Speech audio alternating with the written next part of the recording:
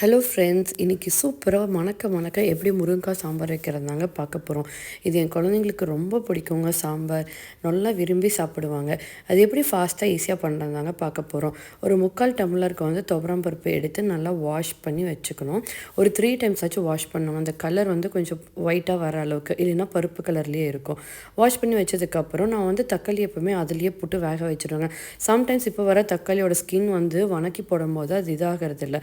அதனால் தக்காளியை கட் பண்ணி போட்டுட்டு கொஞ்சம் 1/4 ஸ்பூனுக்கு வந்து மஞ்சளை போட்டு வேக வைக்க விட்டாச்சு. அந்த டைமில் என்ன பண்ணலான்னா, சின்ன வெங்காயம் போட்டால் தான் சாம்பாருக்கு டேஸ்ட்டு கொடுக்கும். நான் ஒரு 3 முருங்கைக்காய் எடுத்து தோலை உரித்து லைட்டாக தான் பீல் பண்ணணுங்க, இல்லைன்னா கொஞ்சம் சக்கை மாதிரி இருக்கும்.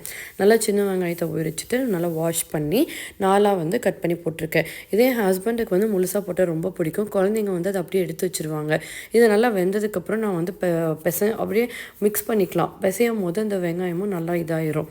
அதனால் சாப்பிட்றதும் நல்லது தானே. அதுக்கப்புறம் கொஞ்சம் எண்ணெய் ஊற்றிட்டு கடுகு போட்டுட்டு சின்ன வெங்காயம் போட்டுட்டு நல்லா ஃப்ரை பண்ணிக்கணும். ஃப்ரை பண்ணதுக்கப்புறமா பார்த்திங்கன்னா 2 வரமிளகா போட்டுக்கலாம், கொஞ்சம் கருவேப்பிலை. இதை போட்டுட்டு நல்லா ஃப்ரை பண்ணிக்கலாங்க. அதுக்கப்புறம் முருங்கைக்காய் போட்டுட்டு நல்லா ஃப்ரை பண்ணி அதை சுண்டுற அளவுக்குலாம் நாம் பண்ணுறதில்ல. கொஞ்சம் ஓரளவுக்கு நல்லா ஃப்ரை பண்ணிவிட்டு அது கூட வந்து சாம்பார் பொடி, அம்மா அரைச்சி கொடுத்த பொடி இருக்குது, அது கூட நான் சம்டைம்ஸ் வந்து சக்தி மசாலா பொடியும் கொஞ்சம் கலந்து வச்சுருக்கேன். ஏன்னா அது கலர் நல்லா கொடுக்கும். பெருங்காயத்தையும் போட்டுட்டு நல்லா அதிலே ஃப்ரை பண்ணி எடுத்து வச்சுட்டாங்க. இதில் சைமல்டேனியஸாக இங்கே பருப்பு வந்து ப்ரெஷரும் இறங்கி இருக்கும்ல. இதுலேயும் பார்த்தீங்கன்னா பருப்பு எப்போவுமே ரொம்ப ஸ்மாஷியாக வேக வைக்கக்கூடாதுங்க. அதோட டேஸ்ட்டே போயிடும். பருப்பு பார்க்குறக்கு முழுசாக இருக்கணும். அதை நீங்கள் மசிக்கும் போது 2-3 பருப்பு தெரியணும். அப்போ தாங்க டேஸ்ட்டு.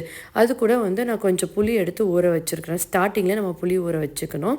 இதை வந்து கரைச்சும் ரெடியாக வச்சாச்சு. அதை நல்லா மிக்ஸ் பண்ணிவிட்டு இப்போ என்ன சைடில் நம்ம வணக்கி வச்சுருக்கோம் பார்த்தீங்கல்ல, அது நம்மளுக்கு ரெடியாக இருக்கும். அது நல்லா நீங்கள் வந்து ஃப்ரை பண்ணணுன்னு கிடையாது, ஓரளவுக்கு ஃப்ரை ஆகிருந்தாலே போதும். ஏன்னா இதில் கொதிக்க வைக்க தான் போகிறோம். அதை எடுத்து இந்த சாம்பாரில் வந்து நீங்கள் போட்டுருங்க. போட்டுட்டு ஒரு விசில் விட்டுற வேண்டாம். விசில் விட்டோன்னா அந்த முருங்கைக்காயில் இருக்கிற சதையெல்லாம் வெளியே வந்துடும். அதனால் கொஞ்சம் மாட்ரேட்டான ஃப்ளேமில் வச்சுட்டு அது நல்லா கொதிக்கட்டும். கொதிக்கிறப்பவே தெரியும் கன்சிஸ்டன்சி வந்து தண்ணி மாதிரி இருக்கிறது கொஞ்சம் கெட்டியாக ஆரம்பிக்கும். நம்மளோட முருங்கைக்காயை வந்து கொஞ்சம் உடச்சி பாருங்கள், நல்லா வெந்திருக்கும். நல்லா கொதிக்கிற டைமில் கொத்தமல்லி தலையை போடுங்களேன், ஃப்ளேவர் நல்லா இறங்கும். அந்த கலர் மாறாமல் இருக்குங்க. நல்லா சூப்பராக இருக்கும் பார்க்குறதுக்கே. இது நல்லா நெய் விட்டு சுட சுட சாப்பாட்டில் பிசைஞ்சு குழந்தைங்களுக்கு கொடுங்க. நம்மளும் சாப்பிடலாம். மீதி இருந்தால் நைட்டு தோசைக்கும் வச்சுக்கலாம்.